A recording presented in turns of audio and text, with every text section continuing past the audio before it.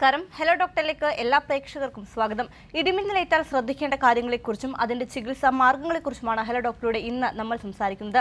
നമുക്കൊപ്പമുള്ളത് Kannur government medical കോളേജിലെ emergency medicine വിഭാഗം lecturer doctor Shanavas K മൂസയാണ്. ഡോക്ടർ, ഹലോ ഡോക്ടറിലേക്ക് സ്വാഗതം. നമസ്കാരം.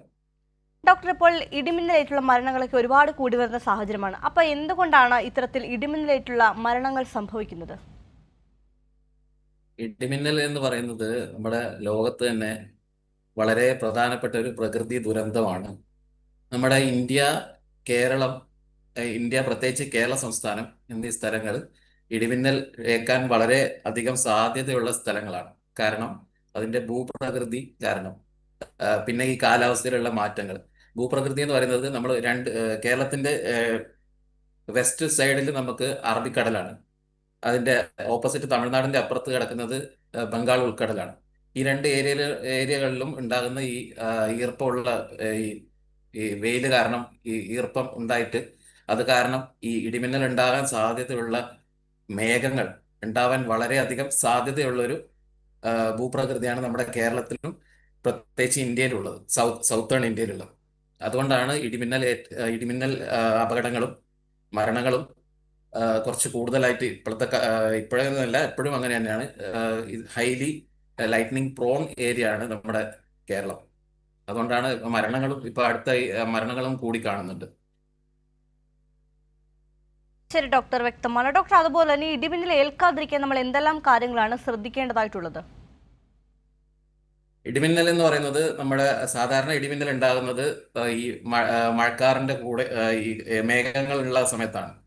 അപ്പോൾ നമുക്ക് ഈ ഇടിമിന്നലിന്റെ ആദ്യ ലക്ഷണങ്ങൾ കണ്ടു തുടങ്ങിയാൽ തന്നെ ആ സമയത്ത് തന്നെ നമ്മൾ തുറസായ സ്ഥലത്താണ് നിൽക്കുന്നതെങ്കിൽ പെട്ടെന്ന് മാറി കുറച്ച് അടച്ചുള്ള സ്ഥലത്തേക്ക് മാറണം. അതായത് വീടിന്റെ അകത്തോ അല്ലെങ്കിൽ ഫുള്ളി അടഞ്ഞു കിടക്കുന്ന വാഹനത്തിന്റെ അകത്തോ അങ്ങനെയുള്ള സ്ഥലങ്ങളിലേക്ക് എത്രയും പെട്ടെന്ന് നമ്മൾ മാറി നിൽക്കണം.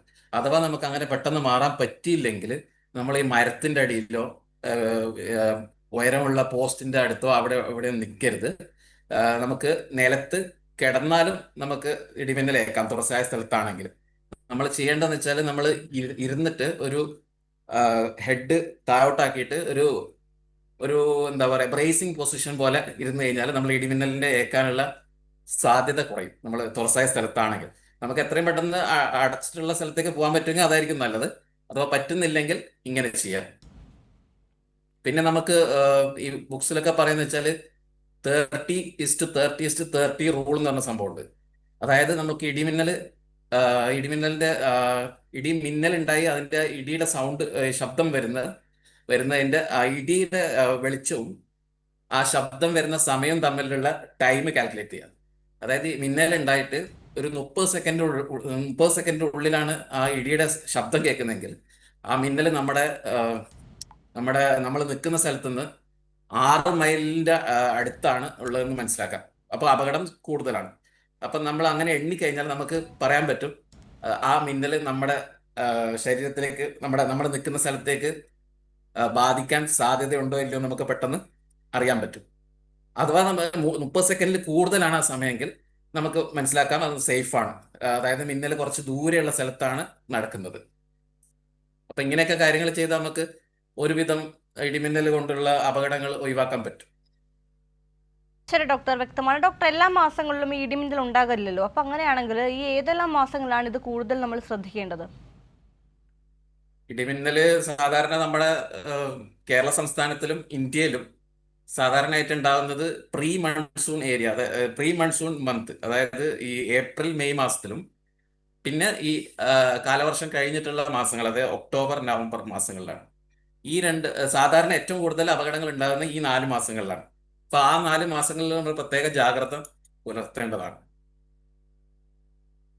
ശരി ഡോക്ടർ, വ്യക്തമാണ്. ഡോക്ടർ, അങ്ങനെയാണെങ്കിൽ ഈ ഇടിമിന്നൽ ഏറ്റാനുള്ള ലക്ഷണങ്ങൾ എന്തെല്ലാമാണ്? ഇടിമിന്നൽ ഏറ്റാൽ ഒരു പ്രത്യേക തരം ലക്ഷണങ്ങൾ നമുക്ക് പറയാൻ പറ്റൂല. പക്ഷേ സാധാരണഗതിയിൽ നമുക്ക് 80% ആൾക്കാരിലും ഇടിമിന്നൽ ഏറ്റാൽ നമ്മളെ ശരീരത്തിന്റെ പുറത്ത് പ്രത്യേകിച്ച് ലക്ഷണങ്ങളൊന്നും ഉണ്ടാവില്ല. സാധാരണഗതിയിൽ ഒരു 80% ആൾക്കാർക്കും പ്രത്യേകിച്ച് ഒന്നും ഉണ്ടാവില്ല, കാരണം കാണാനും ഒന്നും ഉണ്ടാവില്ല, അവർ രക്ഷപ്പെടുകയും ചെയ്യും. പക്ഷെ ഈ 20%-ഓളം ആൾക്കാർക്ക് ഇത് കാരണമുള്ള അപകടങ്ങൾ ഇപ്പോൾ മൂന്നാല് പേര് നിൽക്കുകയാണെങ്കിൽ ചിലപ്പം ബാക്കി രണ്ട് പേരിൽ ചിലപ്പം ഇടിമിന്നലിന്റെ ആ ഇലക്ട്രിസിറ്റി, ഹൈ വോൾട്ടേജ് ഇലക്ട്രിസിറ്റി ആണ് ഈ വരുന്നത് ഇടിമിന്നൽ എന്ന് പറഞ്ഞാൽ. അതായത് ഒരു 3 മില്യൺ 3 ബില്യൺ വോൾട്ട് വരെയാണ് അതിന്റെ എനർജി പറയുന്നത്. അപ്പൊ അത് സാധാരണഗതിയിൽ നമ്മുടെ ശരീരത്തിലൂടെ കടന്ന് പുറത്തേക്ക് പോവുകയാണ് ചെയ്യുക. അതിന് ഫ്ലാഷ് ഓവർ എന്ന് പറയും. അപ്പൊ അങ്ങനെയുള്ളവർക്ക് പ്രത്യേകിച്ച് അപകടമൊന്നും ഉണ്ടാവില്ല. പക്ഷെ അപകടം ഉണ്ടാകുന്നത് വെച്ചാൽ ഈ കറണ്ട് നമ്മുടെ ശരീരത്തിന്റെ അകത്തൂടെ പാസ് ചെയ്ത് കഴിഞ്ഞാൽ നമ്മുടെ ശരീരത്തിലെ പല അവയവങ്ങളെ അത് ബാധിക്കാം. പ്രധാനമായി ബാധിക്കുന്നത് നമ്മുടെ ഹൃദയത്തിനെയും ഈ റെസ്പിറേറ്ററി സെന്റേഴ്സിനും പിന്നെ കണ്ണുകളെയും നമ്മുടെ ഈ കേൾവി ശക്തിയെയും സ്കിന്ന് പിന്നെ രക്തക്കോയലുകൾ ഇതിനൊക്കെയാണ് ബാധിക്കുന്നത്. പ്രധാനമായിട്ട് മരണത്തിലേക്ക് നയിക്കുന്നത് ഈ ആ, ഹൃദയത്തിലേക്ക് ഈ കറണ്ട് പാസ് ചെയ്യുകയും ഹൃദയത്തിലെ താളപ്പിഴകൾ വരികയും അങ്ങനെ ഹൃദയം നിന്ന് പോവുകയും ചെയ്യും. അങ്ങനെയാണ് ആ മരണം ശരിക്കും സംഭവിക്കുന്നത്. പിന്നെ പറ്റുന്നത് ഒരു പൊള്ളൽ സംഭവിക്കാം. ഈ ഹെവി കറണ്ട് നമ്മുടെ ശരീരത്തിലൂടെ പാസ് ചെയ്യുന്നതുകൊണ്ട് ശരീരത്തിലെ സ്കിന്നിലും പുറം ഭാഗത്തും തീവ്രമായ പൊള്ളൽ സംഭവിക്കാം. പിന്നെ ശരി കുറച്ച് ഡോക്ടർ. ലേറ്റ് ആയിട്ട് മരണം സംഭവിക്കുന്നത് ഡോക്ടർ, കിഡ്നി ഫെയിലിയർ നമ്മുടെ ഒരു കിഡ്നി ഫെയിലിയർ പ്രേക്ഷകൻ പോലെ ചേരുന്നുണ്ട് സംഭവം. ഡോക്ടർ. നമുക്ക് അതിന്റെ ഉത്തരത്തിലേക്ക് വരാം. നമ്മുടെ ഒരു ആ, പ്രേക്ഷകൻ ചേരുന്നുണ്ട്. പത്തനംതിട്ടയിൽ നിന്നും ഓക്കെ, ബിനു ആണ്. ബിനു ഡോക്ടറെ ചോദിച്ചോളൂ. പറയും. Hello. Hello. Hello sir. Sir, ആ പറയും. ഞങ്ങൾ പത്തനംതിട്ട റാന്നിയിലാണ് താമസം. മലയോര പ്രദേശമാണ് ആ സാർ. ആ അന്നേരം വീട് സ്ഥിതി ചെയ്യുന്നതും മലയിലാണ്. അന്നേരം ഇടിമിന്നൽ ഏക്കാറുണ്ട്. കഴിഞ്ഞ ദിവസം മിന്നലേറ്റ് അന്നേരം വൃക്ഷങ്ങളൊക്കെ കെട്ടിയായിരുന്നു. അന്നേരം ഇത്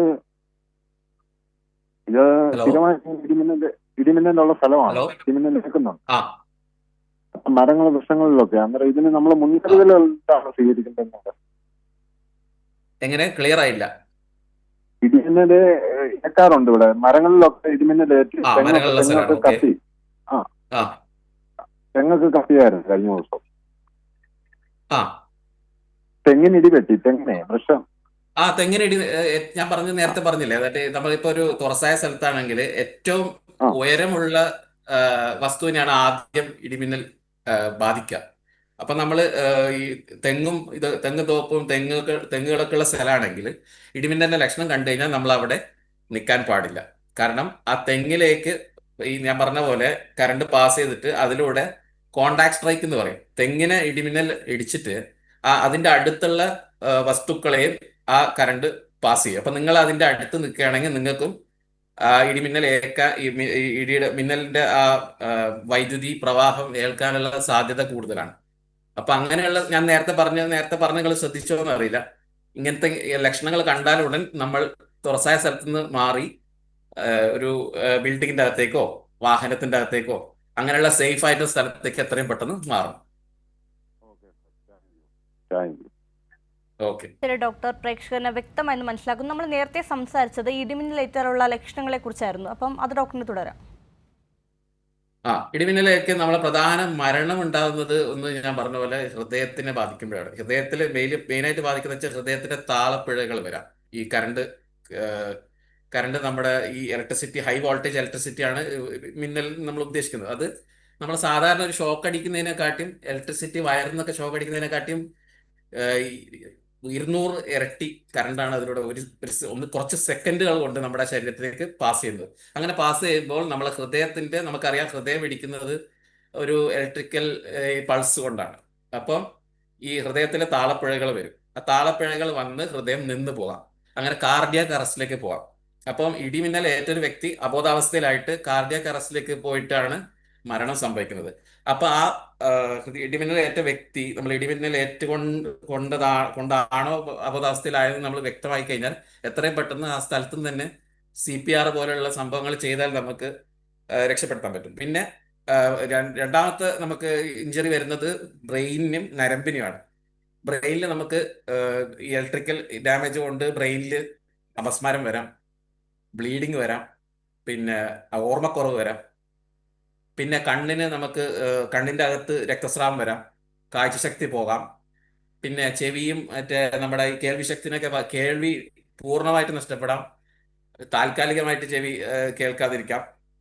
പിന്നെ പിന്നെ നമുക്ക് പിന്നീട് ഒരുപാട് ദിവസങ്ങൾക്ക് ശേഷം വരുന്ന രക്ഷപ്പെട്ടവരിൽ തന്നെ ഈ ഈ കിഡ്നി ഫെയിലിയർ വരാൻ സാധ്യത കൂടുതലാണ്. അതെങ്ങനെയാന്ന് വെച്ചാൽ നമ്മുടെ മസിൽ ഈ ഹൈ ഇലക്ട്രിസിറ്റി പാസ് ചെയ്ത് ആ മസിൽ ഡാമേജ് വന്നിട്ട് ആ മസിലിലുള്ള പ്രോട്ടീൻസ് പോയിട്ട് കിഡ്നിയിൽ അടിഞ്ഞിട്ട് കിഡ്നി ഫെയിലിയർ വന്നിട്ടും ആൾക്കാർ പിന്നീട് ആ സ്പോട്ടിലല്ല, കുറെ ദിവസങ്ങൾക്ക് മാസങ്ങൾക്ക് ശേഷം ഇടിമിന്നലേറ്റവർ കിഡ്നി ഫെയിലിയർ വന്നിട്ട് മരണപ്പെടുന്നത് നമുക്ക് കാണാൻ സാധിച്ചിട്ടുണ്ട്. അങ്ങനത്തെ കേസുകൾ വന്നിട്ടുമുണ്ട്. ശരി അപ്പോൾ ഡോക്ടർ, മെയിൻലി വ്യക്തമാണ്. ഡോക്ടർ, നമുക്ക് ഒന്നുകൂടി അതിലേക്ക് തിരിച്ചു വരാം. നമ്മുടെ ഒരു പ്രേക്ഷകൻ ചേരുന്നുണ്ട്, തൃശ്ശൂരിൽ നിന്നും കൃഷ്ണനാണ്. കൃഷ്ണൻ ഡോക്ടറോട് ചോദിച്ചോളൂ. ഹലോ ഓക്കെ, ഡോക്ടർ, പറയും. നമസ്കാരം. ഹലോ നമസ്കാരം, പറയും. ഡോക്ടറെ, ഈ ഇടിമിന്നൽ സമയത്ത് നമ്മൾ വീടുകളിൽ എന്തൊക്കെ മുൻകരുതൽ എടുക്കണം, എന്ത് ശ്രദ്ധിക്കണം വീട്ടിന്റെ അകത്തോ? ആ, വീട്ടിനകത്തുള്ളവര് ആ, അത് നല്ലൊരു ചോദ്യമാണ്. എന്തൊക്കെ മുൻകരുതൽ ആ, എടുക്കണം എന്നുള്ളത്. വീട്ടിന്റെ അകത്താണെങ്കിൽ നമുക്ക് വീടിന്റെ ജനാലകളും വാതിലുകളും മുഴുവനായിട്ട് അടച്ചു വെക്കാം. പിന്നെ ആ, പിന്നെ നമുക്ക് വീടിന്റെ ചുമരുകളും ജനലിന്റെ അടുത്തുള്ള ഏരിയയിൽ നിൽക്കാതിരിക്കാം. ഏറ്റവും സേഫ് വീടിന്റെ സെന്റർ, റൂമിന്റെ സെന്റർ ഒക്കെയാണ് ഏറ്റവും സേഫ്. പിന്നെ ഉള്ളത് ഈ ഇലക്ട്രോണിക് ഐറ്റംസ്, ഇലക്ട്രോണിക് സാധനങ്ങൾ ഈ സോക്കറ്റിൽ നിന്ന് ഈ സോക്കറ്റിലേക്ക് കണക്ട് ചെയ്തിട്ടുള്ള ഇലക്ട്രോണിക് സാധനങ്ങൾ തൊടാതിരിക്കുക. Land phone, mobile phone safe ആണ് പൊതുവെ. ലാൻഡ് ഫോൺ ഉള്ള വീടാണെങ്കിൽ ലാൻഡ് ഫോൺ ആ സമയത്ത് ഉപയോഗിക്കാതിരിക്കുന്നത് നല്ലത്. പിന്നെ ഇതൊക്കെ തന്നെയാണ് നമ്മൾ ഈ ലോഹ വസ്തുക്കളിലൊന്നും തൊടരുത് വീടിന്റെ അകത്താണെങ്കിലും. ഇങ്ങനെയൊക്കെ ചെയ്താൽ തന്നെ ഒരു ഒരു ഒരു പരിധി വരെ വീടിന്റെ അകത്ത് നമ്മൾ പൊതുവേ സേഫ് ആണ്. ഞാൻ പറഞ്ഞില്ല, അടച്ചിട്ട ഒരു ബിൽഡിങ്ങിന്റെ അകത്ത് നമ്മൾ സേഫ് ആണ്. എന്നാലും ഈ ഒരു കുറച്ച് മുൻകരുതൽ കൂടെ എടുത്താൽ നമ്മൾ 100% സേഫായി. Okay doctor. ശരി ഡോക്ടർ, ഓക്കെ. പ്രേക്ഷകനെ വ്യക്തമായി മനസ്സിലാക്കുന്നു. ഒരുപാട് പേർക്ക് സംശയമുള്ള ഒരു കാര്യമായിരുന്നു ഇടിമിന്നൽ ഉള്ള സമയത്ത് ഫോൺ ഉപയോഗിക്കാമോ, അതുപോലെ തന്നെ ഇപ്പോൾ ഡോക്ടർ പറഞ്ഞ പോലെ ലോഹങ്ങളിലൊക്കെ തൊടാമോ എന്നുള്ള കാര്യം ഒരുപാട് പേർക്ക് സംശയമുണ്ടായിരുന്നു. ഇപ്പോൾ അതിന് വ്യക്തത വന്നിട്ടുണ്ട്. നമ്മൾ നേരത്തെ സംസാരിച്ചത് ഈ ഇടിമിന്നൽ ഏൽക്കുമ്പോൾ കിഡ്നി ഫെയിലിയർ വരെ സംഭവിക്കുമെന്നായിരുന്നു. ഡോക്ടറിന് അതൊന്നുകൂടെ തുടരാം. കിഡ്നി ഫെയിലിയർ സംഭവിക്കുന്നത് ഞാൻ പറഞ്ഞ പോലെ ഈ ഈ മസിൽ, ഈ ഇലക്ട്രിസിറ്റി പാസ് ചെയ്ത് മസിലിലേക്ക് ഡാമേജ് വന്നു കഴിഞ്ഞാൽ മസിലിന്റെ അകത്തുനിന്ന് വരുന്ന കുറച്ച് എൻസൈംസ് ഉണ്ട്, മയോഗ്ലോബിൻ എന്ന് പറയുന്നത്. ആ മയോഗ്ലോബിൻ നമ്മുടെ ഒരുപാട് രക്തത്തിൽ അലിയുമ്പോൾ അത് കിഡ്നിയിലേക്ക് പോയി അടിയും. കിഡ്നിയിലേക്ക് അടിഞ്ഞ് കിഡ്നിയിൽ ഗ്ലോമറലസ് എന്ന് പറഞ്ഞൊരു ഭാഗമുണ്ട്. അവിടെ വന്നിട്ട് ഈ മയോഗ്ലോബിൻ അടിഞ്ഞു കഴിഞ്ഞാലാണ് നമുക്ക് ഇത് പറ്റുന്നത്, കിഡ്നി ഡാമേജ് വരുന്നത്. അപ്പം നമ്മൾ അത് പ്രിവെന്റ് ചെയ്യാൻ വേണ്ടി ഇടിമിന്നൽ ഏറ്റ ഒരു വ്യക്തി ഹോസ്പിറ്റലിൽ വന്നു കഴിഞ്ഞാൽ ഒരുപാട് നമ്മൾ അവർക്ക് IV ഫ്ലൂയിഡ്സ്, അതായത് ഹൈഡ്രേഷൻ, അതിന്റെ ട്രീറ്റ്മെന്റ് എന്ന് വെച്ചാൽ ഒരുപാട് നമുക്ക് ഹൈഡ്രേറ്റ് ചെയ്യണം പേഷ്യന്റിനെ. ഒരുപാട് ഫ്ലൂയിഡ്സ് കൊടുത്ത് ആ മയോഗ്ലോബിൻ എന്ന് പറഞ്ഞ ആ എൻസൈമിനെ നമുക്ക് പുറത്തേക്ക് കളയാനാണ് നോക്കുക. അത് കാരണം അത് അടിഞ്ഞു കഴിഞ്ഞാലാണ് കിഡ്നിനെ ബാധിക്കുന്നത്. ശരി ഡോക്ടർ, വ്യക്തമാണ്. ഡോക്ടർ, ഒരു പ്രേക്ഷകൻ ചേരുന്നുണ്ട്, കോഴിക്കോട് നിന്നും പ്രേമരാജനാണ്. ഡോക്ടറോട് ചോദിച്ചോളൂ. പറയൂ. Hello sir. ആ, നമസ്കാരം. പറയൂ. നമസ്കാരം. ഞാൻ കോഴിക്കോട് ജില്ലയിലെ നാദാപുരത്തിനടുത്താണ്, എടച്ചേരി. പ്രേമരാജനാണ് എന്റെ പേര്. ഞാനിത് ഇപ്പൊ ചോദിക്കുന്ന ഒരു സംശയം, ഈ ഇടിമിന്നലിനെ പ്രതിരോധിക്കാൻ വേണ്ടി പല സാങ്കേതിക വിദ്യ അതങ്ങനെ മുമ്പേ തന്നെ പ്രചരിപ്പിക്കപ്പെടുന്നുണ്ട്. അതിൽ എന്തെങ്കിലും വസ്തുതയുണ്ടോ? അങ്ങനെ ശരിക്കും പൂർണ്ണമായിട്ട് അതിനെ തടയാൻ വേണ്ടി കഴിയുന്ന എന്തെങ്കിലും അത്തരത്തിൽ കണ്ടുപിടിക്കപ്പെട്ടിട്ടുണ്ടോ? പിന്നെ അതുപോലെ പെട്ടെന്നൊരു ഇടിമിന്നൽ ഏറ്റാൽ അടുത്തുള്ള ഒരാൾക്ക് എന്തൊക്കെയാണ് പ്രാഥമികമായിട്ട് ചെയ്യാൻ വേണ്ടി കഴിയുക, അദ്ദേഹത്തെ രക്ഷിക്കാൻ വേണ്ടി, അങ്ങനെയൊക്കെയുള്ള കാര്യങ്ങൾ അറിയാൻ കൊള്ളാവുന്നുണ്ട്. ഇടിമിന്നൽ പ്രതിരോധിക്കാൻ വേണ്ടി ഒരുപാട് വർഷം മുമ്പ് തന്നെ നമുക്ക് 1960-കളിൽ തന്നെ കണ്ടുപിടിച്ച ഒരു നമ്മളെ പ്രതിരോധിക്കാൻ ഉപയോഗിക്കുന്നത് ഈ ബിൽഡിങ്ങുകളെയും ഈ കെട്ടിടങ്ങളെയും സംരക്ഷിക്കാൻ വേണ്ടിയിട്ടുള്ള കണ്ടുപിടുത്തം ഒരുപാട് കാലം 50 വർഷം മുമ്പേ കണ്ടുപിടിച്ചിട്ടുണ്ട്. അതിന് ലൈറ്റ്നിങ് കണ്ടക്ടർ എന്ന് പറയും. നമ്മൾക്ക് വിദേശ രാജ്യങ്ങളിലും ഇവിടെയും ഇന്ത്യയിലും വലിയ വലിയ ഈ ഉയരം കൂടിയ കെട്ടിടങ്ങളിൽ നമുക്കത് കാണാൻ പറ്റും. അതായത് ഈ അന്തരീക്ഷത്തിൽ നിന്ന് വരുന്ന ഇടിമിന്നൽ രശ്മികളെ അത് അത് അബ്സോർബ് ചെയ്ത് ഭൂമിയിലേക്ക്, ഗ്രൗണ്ടിലേക്ക് എർത്തിലേക്ക് ഡിസ്ചാർജ് ചെയ്ത് കളയുന്ന ഒരു ഒരു ഒരു ഒരു ഇത് കമ്പോണന്റ് ആണ് ഈ ലൈറ്റ്നിങ് കണ്ടക്ടർ എന്ന് പറയുന്നത്. അപ്പോൾ ഇടിമിന്നൽ കാരണം കെട്ടിടങ്ങളിലെ ഡാമേജ് ആണ് ഏറ്റവും പ്രധാനപ്പെട്ട ഇത് ഡാമേജ് വരുന്നത് ഇടിമിന്നൽ കാരണം.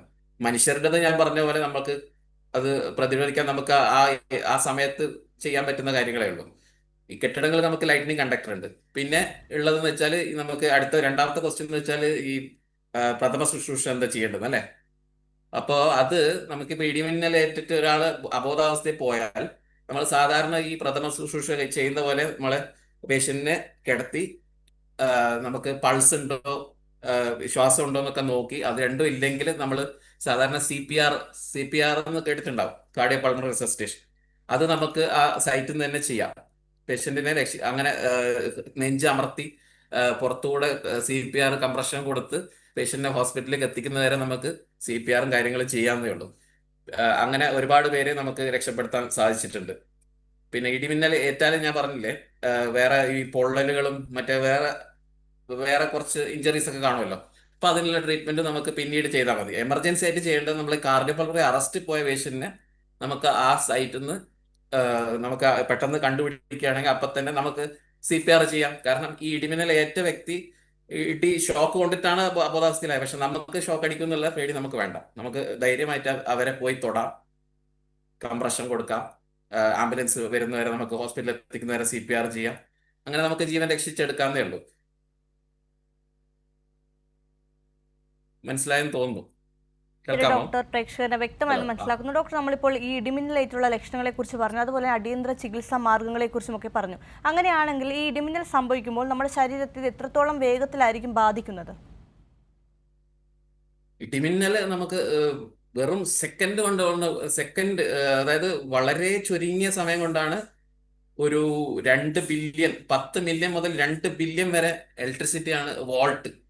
വോൾട്ട് നമ്മളെ ഇലക്ട്രിസിറ്റിയുടെ ഈ ഇതുപോലെ അത്രയും ഹൈ വോൾട്ടേജ് കറണ്ടാണ് വെറും ഫ്യൂ സെക്കൻഡ്സ് കൊണ്ട് നമ്മുടെ ശരീരത്തിലൂടെ പാസ് ചെയ്ത് പോകുന്നത്. അപ്പം അത്രയും ഫാസ്റ്റ് ആയിട്ടാണ് ഈ ഡാമേജസ് ഒക്കെ വരുന്നത്. ഈ പൊള്ളലായാലും ഹൃദയത്തിന്റെ താളപ്പിഴ മാറ്റമായാലും ശ്വാസം നിൽക്കുന്നതായാലും കേൾവി ശക്തി പോകുന്നതായാലും അബോധാവസ്ഥയിലാകുന്നതായാലും തലച്ചോറ് ബ്ലീഡിങ് ആകുന്നതായാലും എല്ലാം ഫ്യൂ സെക്കൻഡ്സ് കൊണ്ടാണ് ഉണ്ടാകുന്നത്.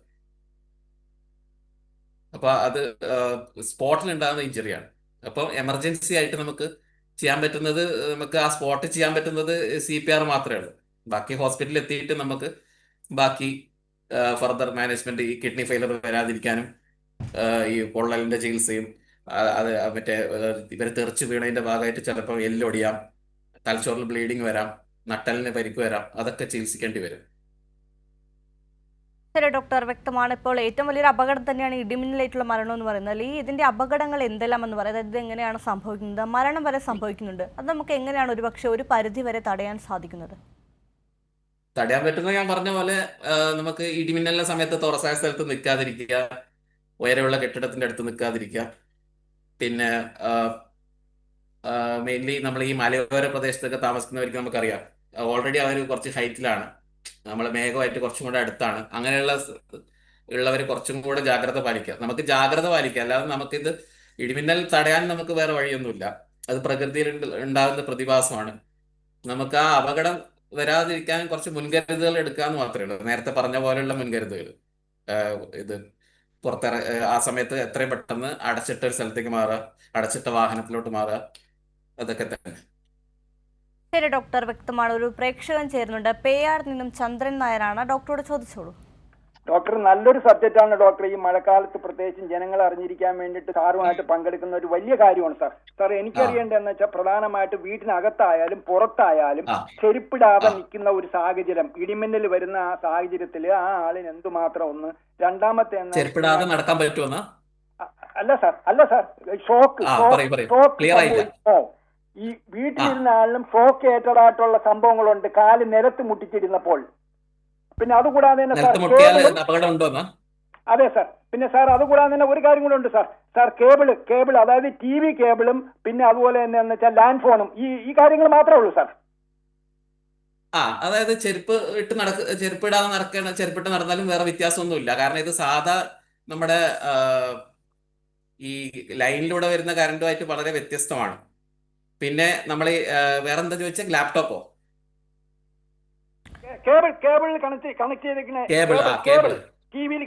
കേബിളിലൂടെ കറണ്ട്, ഈ TV കേബിളിലൂടെ ഒന്നും കറണ്ട് വരാൻ ചാൻസ് ഇല്ല, വളരെ അപൂർവമാണ്. നമ്മളെ ഇലക്ട്രിസിറ്റി ലൈനിലൂടെ നമ്മളെ കേരളത്തിലൊക്കെ മറ്റേ ഇലക്ട്രിസിറ്റി ലൈൻ വരുന്നത് പുറത്തുകൂടെയാണല്ലോ. Electric post. അപ്പം കറണ്ട് ഈ ഇലക്ട്രോണിക് സാധനങ്ങളിലൂടെ അതിന്റെ പ്രവർത്തനത്തിലൂടെ മാത്രമേ അകത്തേക്ക് നമുക്ക് കോണ്ടാക്ട് സ്ട്രൈക്ക് വരാൻ ചാൻസ് ഉള്ളൂ. ശരി ഡോക്ടർ, പ്രേക്ഷകന് വ്യക്തമായി മനസ്സിലാക്കുന്നു. ഡോക്ടർ, അതുപോലെ ഇതിന്റെ ചികിത്സാ മാർഗങ്ങളെ കുറിച്ച് ഒന്ന് ഡീറ്റെയിൽ ആയിട്ടൊന്ന് പറയാമോ? ചികിത്സാ മാർഗങ്ങൾ നമുക്ക് പ്രത്യേകിച്ച് ഇതിനായിട്ടൊരു ഒരു ചികിത്സ എന്ന് പറഞ്ഞാൽ നമുക്ക് ഇല്ല. നമുക്ക് നമ്മൾ ഞാൻ പറഞ്ഞ പോലെ 80% ആൾക്കാർ ഇടിമിന്നലേറ്റാൽ രക്ഷപ്പെടുന്നുണ്ട്. ആ 80% ആൾക്കാർ നമുക്ക് 80% ആൾക്കാരും നമുക്ക് സാധാരണ ഈ കറണ്ട് ശരീരത്തിലൂടെ പാസ് ചെയ്ത് പുറത്ത് പോകുന്നതുകൊണ്ടാണ് രക്ഷപ്പെടുന്നത്. അത് ഈ ഓരോ ഓർഗൻസിനും എല്ലാം അഫക്റ്റ് ചെയ്ത് കഴിഞ്ഞാൽ അതിന്റെ താളപ്പഴയും മറ്റേ ഹാർട്ടിന്റെ അതൊക്കെ സംബന്ധിച്ച് മറ്റേ ഈ അബോധാവസ്ഥയിലായ പേഷ്യന്റ് ആണെങ്കിലും നമുക്ക് ചെയ്യാൻ പറ്റുന്നത് ഈ കാർഡിയോപൾമണറി റെസിസ്റ്റേഷൻ CPR-ഉം ഈ ഈ ഈ കംപ്രഷനും കാര്യങ്ങൾ ചെയ്യുക. പിന്നെ നല്ലോണം ഹൈഡ്രേറ്റ് ചെയ്യുക. ഹൈഡ്രേറ്റ് ചെയ്യുക എന്ന് പറഞ്ഞാൽ നമ്മൾ നേരത്തെ പറഞ്ഞ പോലെ മസിൽ ഡാമേജ് വരാതിരിക്കാൻ വേണ്ടി, മസിൽ ഡാമേജ് കാരണമാണ് കിഡ്നീനെ ബാധിക്കുന്നതും, അത് പ്രിവെന്റ് ചെയ്യാനുള്ള ട്രീറ്റ്മെന്റ് ചെയ്യുക. പിന്നെ പൊള്ളലേറ്റിട്ടുണ്ടെങ്കിൽ ആ പൊള്ളലിന്റെ ചികിത്സ ചെയ്യുക. പിന്നെ ഈ പിന്നെ അറ്റ്ലീസ്റ്റ് ഇടിമിന്നൽ ഏറ്റ ഒരാളെ നമ്മൾ ഹോസ്പിറ്റലിൽ എത്തിച്ചു കഴിഞ്ഞാൽ അറ്റ്ലീസ്റ്റ് ഒരു 24 മണിക്കൂറെങ്കിലും നമ്മൾ അഡ്മിറ്റ് ചെയ്യും. ഒബ്സർവേഷൻ 24 മണിക്കൂർ ഒബ്സർവ് ചെയ്യും പേഷ്യന്റ്, കിഡ്നിയുടെ ഫംഗ്ഷന്, പിന്നെ ഹാർട്ടിന്റെ താളങ്ങൾ, പിന്നെ ആ ശരീരത്തിന്റെ ആ പ്രവർത്തനങ്ങളും കാര്യങ്ങളും നമുക്ക് ഒബ്സർവേഷൻ എന്തായാലും അത്യാവശ്യമാണ്. അപ്പം പിന്നെ സെക്കൻഡറി ഡാമേജ്, ഈ ഇടിമിന്നൽ കാരണം ആൾക്കാർ തെറിച്ചു പോയി ചിലപ്പോൾ എല്ലൊടിയാം, നട്ടല് ക്ഷതം പറ്റാം, തലക്ക് പരിക്ക് പറ്റാം. ആ പരിക്കുകൾ ചികിത്സിക്കാം. അങ്ങനെയൊക്കെയാണ് നമ്മൾ അത് കാരണമുള്ള സെക്കൻഡറി ഡാമേജസ് ട്രീറ്റ് ചെയ്യുക. പിന്നെ ഫർദർ ഡാമേജ് പ്രിവെന്റ് ചെയ്യുക. ഇത് രണ്ടാണ് അതിന്റെ ട്രീറ്റ്മെന്റ്. ശരി ഡോക്ടർ, വ്യക്തമാണ്. ഇപ്പോൾ ഇടിമിന്നലേറ്റാൽ നമ്മൾ പ്രാഥമിക ശുശ്രൂഷ നൽകുന്നതിനെ കുറിച്ചൊക്കെ സംസാരിച്ചില്ല. അപ്പോൾ എന്തെല്ലാം ചെയ്യണം, അതുപോലെ തന്നെ ഏറ്റവും പ്രധാനപ്പെട്ട ഒരു കാര്യമാണ് എന്തെല്ലാം ചെയ്യരുത് എന്നുള്ളത്. കാരണം ഇത് നമ്മൾ പൊതുവെ ശ്രദ്ധിക്കേണ്ടതാണല്ലോ. ചെയ്യേണ്ടത് ഞാൻ പറഞ്ഞല്ലോ, പേഷ്യന്റിനെ ആ സ്ഥലത്ത് തന്നെ നമ്മൾ കാണുകയാണെങ്കിൽ അധികം അനക്കാതെ, കാരണം നട്ടലിന് പരിക്ക് പറ്റിയതാവാം, ഈ ഇടിമിന്നൽ കൊണ്ട് തെറിച്ച് വേണ്ടി ചിലപ്പോൾ നട്ടലിന് പരിക്ക് പറ്റാം, കഴുത്തിന്റെ ഈ പിന്നിലുള്ള നട്ടലിന് ചിലപ്പോൾ പരിക്ക് പറ്റാം. അപ്പൊ അങ്ങനത്തെ പേഷ്യന്റ് നമ്മൾ എടുത്ത് സാധാ വണ്ടിയിലൊക്കെ കയറ്റി ഇരുത്തേക്ക് കൊണ്ടുവരികയാണെങ്കിൽ വീണ്ടും അക്ഷതം കൂടും. അപ്പൊ സാധാരണ ഒരു ആക്സിഡന്റ് ഒക്കെ പറ്റിയവരെ ചികിത്സിക്കുന്ന പരിരക്ഷിക്കുന്ന പോലെ ആ സ്പോട്ടിൽ നിന്നാണെങ്കിലും നമ്മൾ അധികം അനക്കാതെ പൾസും കാര്യങ്ങളും നോക്കുക. അഥവാ പൾസോ ശ്വാസോച്ഛ്വാസം ഒന്നും ഇല്ലെങ്കിൽ അപ്പൊ തന്നെ CPR സ്റ്റാർട്ട് ചെയ്യുക. പിന്നെ ആംബുലൻസിൽ നമുക്ക് എത്രയും പെട്ടെന്ന് ഹോസ്പിറ്റലിൽ എന്തായാലും എത്തിച്ചിട്ട് ബാക്കി അവിടുന്ന് ഫർദർ ഞാൻ നേരത്തെ പറഞ്ഞ പോലെയുള്ള അതിന്റെ കോംപ്ലിക്കേഷൻ പ്രിവെന്റ് ചെയ്യാനും ഈ ഓൾറെഡി വന്ന കോംപ്ലിക്കേഷന് ട്രീറ്റ് ചെയ്യാനുള്ള ട്രീറ്റ്മെന്റ് സ്റ്റാർട്ട് ചെയ്യും. ശരി ഡോക്ടർ, വ്യക്തമാണ്. ഒരു പ്രേക്ഷക ചേരുന്നുണ്ട്, ഓമനയാണ്. ഡോക്ടറോട് ചോദിച്ചോളൂ.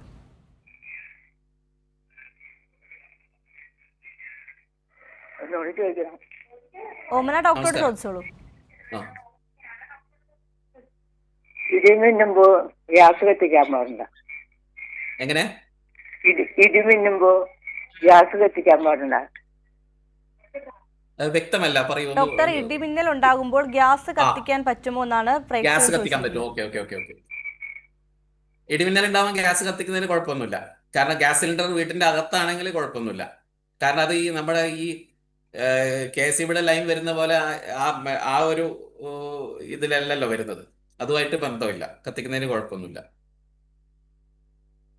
ശരി ഡോക്ടർ, വ്യക്തമാണ്. ഡോക്ടർ, അതുപോലെ തന്നെ ഈ ഇടിമിന്നൽ ഏൽക്കുമ്പോൾ വെന്തു മരിക്കുന്നു എന്നൊക്കെ നമ്മൾ കേട്ടിട്ടുണ്ടല്ലോ. അപ്പൊ അങ്ങനെ ഉണ്ടാകുന്ന ഈ പൊള്ളൽ നമുക്ക് എത്രത്തോളം നമുക്ക് ചികിത്സിച്ച് ഭേദമാക്കാൻ സാധിക്കും? ഇടിമിന്നൽ കാരണം ഉണ്ടാകുന്ന പൊള്ളല് നമ്മുടെ ഈ തീ കൊണ്ട് പൊള്ളുന്ന അത്രയും വ്യാപ്തിയിൽ പൊള്ളൽ സംഭവിക്കാറില്ല. ഈ ശരീരത്തിന്റെ എൻട്രി പോയിന്റ്, എക്സിറ്റ് പോയിന്റ്, അത് കറണ്ട് കോണ്ടാക്ട് ചെയ്യുന്ന സ്ഥലവും ചില ഭാഗങ്ങൾ മാത്രമേ അത് സംഭവിക്കാറുള്ളൂ. ശരീരം ഈ തീപ്പൊള്ളൽ ഉണ്ടാകുന്ന പോലെ ശരീരം മൊത്തം പൊള്ളാറില്ല. അപ്പം അതിന് ഈ മൈനർ ആയിട്ടുള്ള ഈ തീപ്പൊള്ളലിന്റെ ട്രീറ്റ്മെന്റ്, ഈ സാധാരണ നമ്മൾ പൊള്ളലിന് ചെയ്യുന്ന ട്രീറ്റ്മെന്റ് ഒക്കെ മതിയാവും. ശരി ഡോക്ടർ, വ്യക്തമാണ്. ഇപ്പൊ ഇടിമിന്നൽ ഏൽക്കുമ്പോൾ നമ്മൾ കുട്ടികളും മുതിർന്നവരും ഉണ്ടാകുമല്ലോ. അപ്പൊ അങ്ങനെയാണെങ്കിൽ ഏറ്റവും കൂടുതൽ ബാധിക്കുന്നത് ഏത് തരത്തിലുള്ള ആളുകളെ ആയിരിക്കും? പ്രത്യേകിച്ചൊരു പ്രായപരിധി ഇല്ല. പക്ഷെ മെയിനായിട്ട് ബാധിക്കുന്നത് പുറത്ത് ജോലി ചെയ്യുന്നവരും, അതായത് കടലിൽ പോകുന്നവര്, കൃഷിക്കാര്, പുറത്തുള്ള ഈ തുറസായ സ്ഥലങ്ങളിൽ ജോലി ചെയ്യുന്നവർ, അവരെയൊക്കെയാണ് ബാധിക്കാൻ ചാൻസ് കൂടുതൽ. പിന്നെ മലയോര പ്രദേശത്ത് ജീവിക്കുന്നവർ, പ്രത്യേകിച്ചൊരു പ്രായപരിധി പറഞ്ഞിട്ടില്ല. ഡോക്ടർ, പ്രായപരിധി പറഞ്ഞിട്ടില്ല എങ്കിൽ പോലും ഈ കുട്ടികളിലാണെങ്കിൽ നമുക്ക് ഈ ഇപ്പൊ നേരത്തെ പറഞ്ഞ CPR ഒക്കെയുള്ള ഓരോ കാര്യങ്ങളുള്ളൂ. അപ്പൊ അതൊക്കെ ഈ സെയിം കാര്യങ്ങൾ തന്നെ ആയിരിക്കുമോ കുട്ടികളിലും നമ്മൾ നൽകുന്നത്? ട്രീറ്റ്മെന്റ് എല്ലാം ഏകദേശം ട്രീറ്റ്മെന്റ് 100% സെയിം തന്നെയാണ്. ഏത് പ്രായക്കാരായാലും ചികിത്സാ രീതികളൊക്കെ സെയിം. ബാധിക്കുന്ന രീതിയും ബാധിക്കുന്ന അവയവങ്ങളും അതിന്റെ മരണകാരണം എല്ലാം സെയിം. ശരി ഡോക്ടർ, വ്യക്തമാണ്. ഒരു പ്രേക്ഷകർ ചേരുന്നുണ്ട്, കണ്ണൂരിൽ നിന്നും ലൈലയാണ്. ഡോക്ടറോട് ചോദിച്ചോളൂ. ഡോക്ടറെ നമസ്കാരം. നമസ്കാരം, പറയും. ഡോക്ടർ നേരത്തെ പറയുന്ന കേട്ടു, നമുക്ക് ആ ഒരു സമയത്ത് സിംറ്റംസ് ഒന്നും ഇല്ലെങ്കിലും പിന്നീടും സിംറ്റംസ് വരാമെന്ന്. അപ്പൊ ഇത് എത്ര നാള് വരെ നമ്മൾ ഈ അണ്ടർ ഒബ്സർവേഷൻ നിൽക്കേണ്ടത്? സാധാരണ ഒരു 5-6 മാസത്തിന്റെ ഉള്ളിൽ നമ്മൾ എന്തായാലും പേഷ്യന്റ് ഫോളോ അപ്പ് ഉണ്ടാവുമല്ലോ. ആ 5-6 മാസം വരെ നമ്മൾ കിഡ്നി ഫംഗ്ഷനും ECGയും ഹാർട്ടിന്റെ ഇതും നമ്മളൊരു കെയറിലായിരിക്കണം ഒരു 5-6 മാസത്തെ. ഇടിമിന്നൽ ഏറ്റ് രക്ഷപ്പെട്ട ഒരാളാണെങ്കിൽ 5-6 മാസം വരെ അണ്ടർ ഒബ്സർവേഷൻ ആയിരിക്കും. എന്തായാലും നമ്മളൊരു കെയർ, ആ കിഡ്നി ഫംഗ്ഷനും ഹൃദയത്തിന്റെ താളപ്പിഴകളും കേൾവി ശക്തിയും കണ്ണിലുണ്ടാകുന്ന ഡാമേജും എല്ലാം ഒരു 5-6 മാസത്തിന്റെ ഉള്ളിൽ 5-6 മാസം വരെയും നമുക്ക് ഫോളോ അപ്പ് ചെയ്യേണ്ടതുണ്ട്. ഒരു ഡൗട്ടും കൂടെ ഉണ്ടായിരുന്നു. ഇപ്പോ വീട്ടിന്റെ അകത്ത് സേഫ് ആണെന്ന് പറഞ്ഞു. അപ്പൊ സേഫ് ആണെന്ന് പറയുന്നത് കേട്ടു. അപ്പോ ഇപ്പൊ ഒരു ചെറിയ കമ്പാർട്ട്മെന്റ് വീടുകളൊക്കെ ഉണ്ടാക്കുന്നുണ്ട്. നിങ്ങൾക്ക് വീട് വെക്കണമെങ്കിൽ കമ്പാർട്ട്മെന്റ് വീടുകൾ നമ്മൾ നിർമ്മിച്ച് കൊണ്ടുതരാം. ആ വീടുകളിലൊക്കെ സേഫ് ആണോ ലൈറ്റ്നിങ് സമയത്ത്? ആ വീട് കമ്പാർട്ട്മെന്റ് അത് ലോഹം കൊണ്ടുള്ള ഈ മെറ്റൽ കൊണ്ടുള്ള ഷീറ്റ് അടിച്ച വീടാണെങ്കിൽ അത് റിസ്ക് ആണ്. സാധാരണ ഈ കല്ല് വെച്ച വീടൊക്കെ ആണെങ്കിൽ നമുക്ക് ഞാൻ പറഞ്ഞ പോലെ ജനലും വാതിലും അടയ്ക്കും. വീടിന്റെ സെന്റർ ഭാഗത്ത് സേഫ് ആണ്. ടുവാർഡ്സ് ദ വിൻഡോ ആ ഭാഗത്തൊക്കെ നിൽക്കുന്ന എന്നാണ് ഇടിമിന്നൽ വീട്ടിന്റെ അകത്ത് വെക്കാനുള്ള ചാൻസ്, ഫ്ലാഷ് ഓവർ കാരണം ഉണ്ടാവാൻ ചാൻസ്. വീടിന്റെ centre area of the room safe ആണ്. ശരി ഡോക്ടർ, പ്രേക്ഷകയ്ക്ക് വ്യക്തമായി മനസ്സിലാക്കുന്നു. ഡോക്ടർ, അതുപോലെ തന്നെ ഈ വെള്ളം കുടി, നമുക്കറിയാം നമ്മൾ നിത്യജീവിതത്തിൽ നിന്നും ഒഴിവാക്കാൻ പറ്റാത്തൊരു സാധനമാണല്ലോ വെള്ളം എന്ന് പറയുന്നത്. അപ്പം ഈ ഇടിമിന്നൽ ഏറ്റ് കഴിയുമ്പോഴത്തേക്കും വെള്ളം കുടിച്ചാലുള്ള കാര്യങ്ങൾ, അതിനെക്കുറിച്ച് കൂടെ ഒന്ന് വ്യക്തമാക്കാമോ? ഇടിമിന്നൽ ഏറ്റ വ്യക്തിക്ക് വെള്ളം കൊടുത്താലോ? അതെ ഡോക്ടർ, അത് തന്നെ. ഇടിമിന്നൽ ഏൽക്കുന്ന വ്യക്തിക്ക് വെള്ളം കൊടുത്താൽ അത് എത്രത്തോളം ദോഷമാണോ ഗുണമാണോ ചെയ്യുന്നത്? അതിന് പ്രത്യേകിച്ച് ഒന്നും കണ്ടുപിടിച്ചിട്ടില്ല.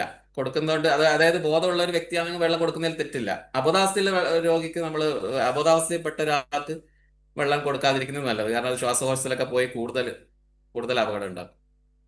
അല്ലാതെ ഇപ്പൊ ഒരു ഇടിമിന്നലേറ്റ് ഒരു ചെറിയൊരു ക്ഷീണമൊക്കെ ഉള്ള വെള്ളം കൊടുക്കുന്നതിൽ തെറ്റില്ല. ശരി ഡോക്ടർ, വ്യക്തമാണ്. ഇടിമിന്നലേറ്റാൽ ശ്രദ്ധിക്കേണ്ട കാര്യങ്ങളെക്കുറിച്ചും അതിന്റെ ചികിത്സാ മാർഗങ്ങളെക്കുറിച്ചുമാണ് ഹലോ ഡോക്ടറോട് ഇന്ന് നമ്മൾ സംസാരിച്ചത്. നമുക്കൊപ്പം ഉണ്ടായിരുന്നത് കണ്ണൂർ ഗവൺമെന്റ് മെഡിക്കൽ കോളേജിലെ എമർജൻസി മെഡിസിൻ വിഭാഗം ലെക്ചറർ ഡോക്ടർ ഷാനവാസ് കെ മൂസയാണ്. ഡോക്ടർ നമസ്കാരം. ഹലോ ഡോക്ടറിന്റെ സമയം ഇവിടെ അവസാനിക്കുന്നു.